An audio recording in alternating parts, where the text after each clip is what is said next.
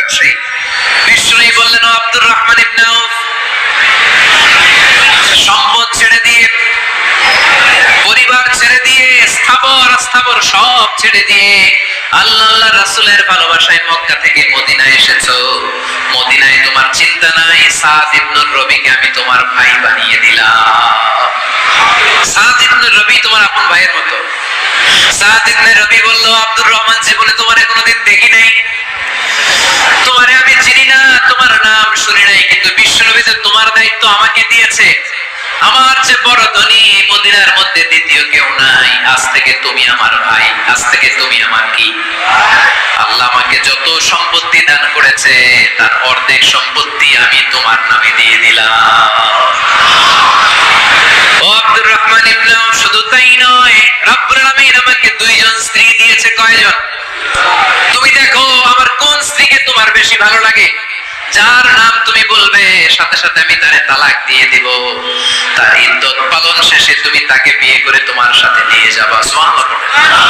কারণ বিশ্বনবী তোমার দায়িত্ব আমার কাছে দিয়েছে, তুমি আমার ভাই, আমি মদিনার সবচেয়ে বড় ধনী, আমার অর্ধেক সম্পদ আমি তোমারে দিয়ে দিব, আমার দুই স্ত্রীর এক স্ত্রীকে তোমারে দিয়ে দিব। সাইয়েদনা আব্দুর রহমান ইবনে আউফ এই কথা শুনে অবাক হলেন। অবাক হয়ে উনিও এক অবাক কথা বললেন। উনি বললেন, লা হাজাতা লি ফি ইয়া আখি, ও আমার প্রাণের ভাই, তোমার কথা শুনে আমার হৃদয়টা ভরে গিয়েছে, কিন্তু তোমার সম্পদেরও দরকার আমার নাই, তোমার স্ত্রীরও দরকার আমার নাই। বারাকাল্লাহু ফি মালিক ওয়া লি আহলিক, আল্লাহ তোমার মালেও বরকত দেক, তোমার সম্পদেও বরকত দেক, তুমি শুধু একটু কষ্ট করবা। কি কষ্ট? দুল্লানি আলা সুক, show me the way to the market. তুমি মদিনায় কোনো মার্কেট আছে কিনা, শপিং মল আছে কিনা, ব্যবসা প্রতিষ্ঠান আছে কিনা আমার দেখায় দাও। সুবহানাল্লাহ। আমরা হইলে কি করতাম? লক্ষ্মীপুরে যারা আসছে এদের একজন যদি বলা হয়, ভাই আপনি এখন থেকে লক্ষ্মীপুরের ভাই, আমার অর্ধেক সম্পদ আপনারা দিয়ে দেব, কি করবে? পায়ের উপর পা তুলে খাবে আর বলবে, কি আনন্দ আকাশে বাতাসে, ঠিক কিনা? এরপর যদি বলি, ভাই আমার দুই বউ, যেটা সুন্দর লাগে বলেন, তালাক দিয়ে দেই, নিয়ে যান, কি বলবে? কি আনন্দ আকাশে বাতাস। আল্লাহর রাসূলের সাহাবী আব্দুর রহমান ইবনে আউফ বললেন, লা হাজাতা লি ফি, আমার দরকার নেই, দুল্লানি আলা সুক, just show me the way to market, এখানে মার্কেট কই আছে দেখায় দাও। অবাক হয়ে গেলেন সাদ বিন রবি, বললেন, ও আব্দুর রহমান ইবনে আউফ, ঠিক আছে, তুমি যদি নিতে না চাও তোমার আমি জোর জবরদস্তি করব না। শুনে রাখো, মদিনাতে ইহুদিদের কয়নুকার একটা বাজার আছে। এই কথা বলার সাথে সাথে আব্দুর রহমান ইবনে আউফ চলে গেলেন। এর পরের দিন অল্প কিছু পনির আর ঘি দিয়ে ব্যবসা শুরু করলেন। পনির আর ঘিয়ের ব্যবসা করতে করতে করতে করতে ব্যবসায় তিনি এত লাভ করলেন, উনি বললেন, আমি যদি কখনো মদিনার বালুর মধ্যে হাত দিতাম, ওই বালুটারও সোনা বানায় দিত কে?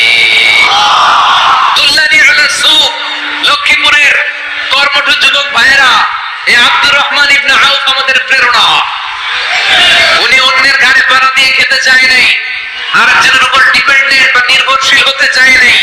তিনি স্বাবলম্বী হওয়ার শিক্ষা লেসেন কিয়ামত পর্যন্ত গোটা বিশ্বের যুবকদের জন্য রেখে গিয়েছে। চিল্লায় বলো ঠিক কিনা? দুল্লানি আলা সুক, show me the way to market, market কোথায় দেখাও। পনির আর ঘি নিয়ে ব্যবসা করতে করতে কয়েক মাসের ব্যবধানে ইতিহাস সাক্ষী, সাইয়েদনা আব্দুর রহমান ইবনে আউফ মদিনার বিশাল বড় বিজনেস ম্যাগনেটে পরিণত হয়ে গেলেন। চিল্লায় পড়েন আল্লাহু আকবার। এজন্য ব্যবসার ভিতরে বরকত ঢুকিয়ে দিয়েছে কে? বিষ্ণু বললেন, আত-তাজির সাদুকুল আমিন মা'আন নাবিয়্যিন ওয়াস সিদ্দীকিন ওয়াশ শুহাদা'i ওয়াস সালিহিন। আমানতদার ব্যবসায়ী তারা সাধারণ কোনো মানুষ নয়, কিয়ামতের দিন নবীদের সাথে হাসর হয়ে যাবে। আপনারা যারা ব্যবসা করেন, এটা সাধারণ বিষয় নয়। বিষ্ণু সাল্লাল্লাহু আলাইহি ওয়াসাল্লাম নিজেও ব্যবসায়ী ছিলেন। ওনার জীবনের প্রথমে তিনি খাদিজা রাদিয়াল্লাহু তাআলা আনহা ব্যবসার স্টাফ হয়ে কাজ শুরু করেছেন, এরপর নিজে ব্যবসা শুরু করেছেন। এরপরে খাদিজাতুল কুবরা রাদিয়াল্লাহু তাআলা আনহা সব সম্পত্তি বিয়ের পরে বিশ্বনবীর পায়ের সামনে ঢেলে দিয়েছেন। বললেন, ইয়া রাসূলুল্লাহ, এই সম্পদ আমি আপনাকে দিয়ে দিলাম, আপনি ইচ্ছামতো দিনের প্রয়োজনে খরচ করেন। সুবহানাল্লাহ পড়েন। এজন্য বিষ্ণু ইসলাম আমাদের জন্য উপমা, আব্দুর রহমান ইবনে আউফ আমাদের জন্য উপমা। যারা ব্যবসা করে তারা বিষ্ণু ইসলামের সুন্নাহ পালন করছেন। আত-তাজির আস-সাদুক আল-আমিন, বিষ্ণু বললেন সত্যবাদী আমানতদার ব্যবসায়ী, যে ব্যবসা করতে যে মিথ্যা কথা বলে ব্যবসায়ীরা আছে পণ্য চালানোর জন্য মিথ্যা কথা বলে আর কসম কাটে, আছে না নেই? আহা, এমনটা করা যাবে? সকালবেলা স্ত্রীরে বলে এই গরুগুলা বিক্রি করবো, তুই একটা দাম কত কম? স্ত্রীরে শিখাই দিচ্ছে এই গরুর দাম তুই 40,000। তো বউ বলে ঠিক আছে, দাম কইলাম 40,000। এরপরে বাজারে যখন গরু বিক্রি করতে যায়, একজন যখন বলে যে ভাই এটা 30,000 টাকা দিয়ে কিনবো, ভাই আল্লাহর কসম সকালে একজন 40,000 দাম কইছে, আমি দেইনি। আছে না নেই? কৌশল করে গৌরে শিখাইছে সকালে তুই দাম তো 40,000। তো বাজারে যায় সকালে একজন দাম করছে, দাম করে কইছে 40,000 দেইনি, আপনারা 30,000 কিনে দিই।